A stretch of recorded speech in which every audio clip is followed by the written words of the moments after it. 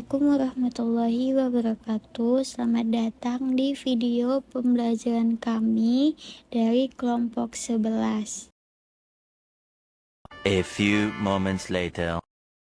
Sebelum belajar, alangkah baiknya kita berdoa terlebih dahulu.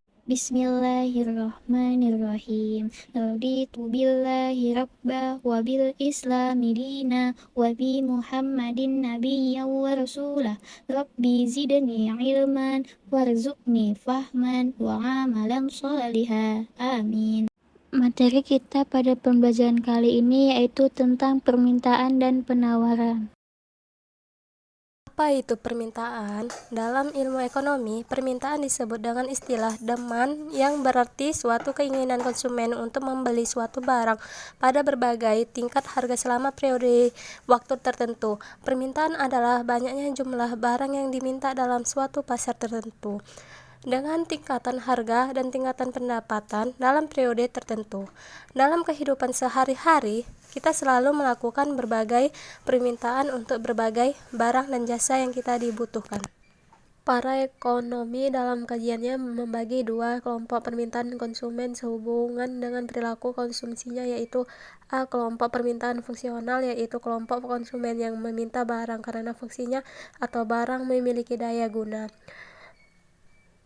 B. Kelompok permintaan non-fungsional atau permintaan ini sering disebut sebagai permintaan tidak rasional, yaitu permintaan yang bersifat tidak rencanakan atau impulsif, spekulatif, dan permintaan yang mempengaruhi efek daya guna barang. Kurva permintaan. Satu kurva permintaan dapat didefinisikan sebagai suatu kurva yang menggambarkan sifat hubungan antara harga suatu barang tertentu dengan jumlah barang tersebut yang diminta para pembeli. Kurva permintaan berbagai jenis barang pada umumnya menurun dari kiri ke kanan bawah. Kurva yang demikian disebabkan oleh sifat hubungan antara harga dan jumlah yang diminta yang mempunyai sifat hubungan terbalik.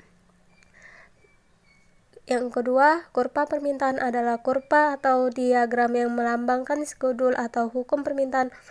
Menurut Sukarno, kurva permintaan dapat didefinisikan sebagai suatu kurva yang menggambarkan sifat hubungan antara harga suatu barang tertentu dengan jumlah barang tersebut yang diminta para pembeli.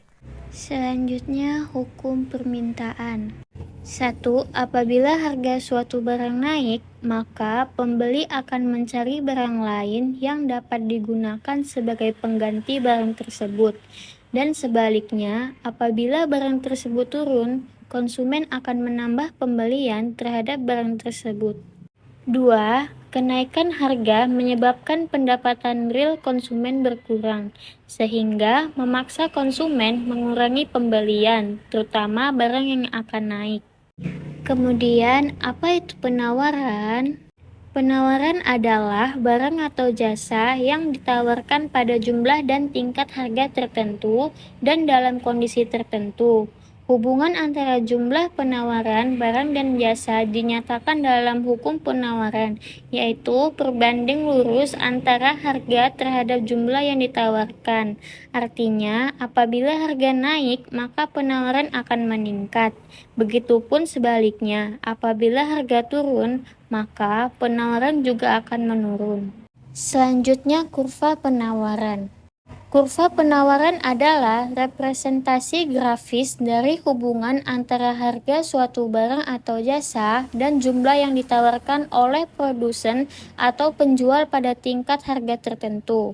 Umumnya, kurva penawaran bergerak ke atas, menunjukkan hubungan positif antara harga dan kuantitas yang ditawarkan. Hukum penawaran. Hukum penawaran menyatakan bahwa semakin tinggi harga suatu barang, maka semakin banyak jumlah barang yang ditawarkan. Sebaliknya, semakin rendah suatu barang, maka semakin sedikit jumlah barang yang ditawarkan. Adapun faktor yang menentukan ialah A. Harga barang yang ditawarkan, B. Harga barang lain, C. Harga faktor produksi atau bahan produksi, D. Kebijakan pemerintah, E. Jumlah penjual yang ada.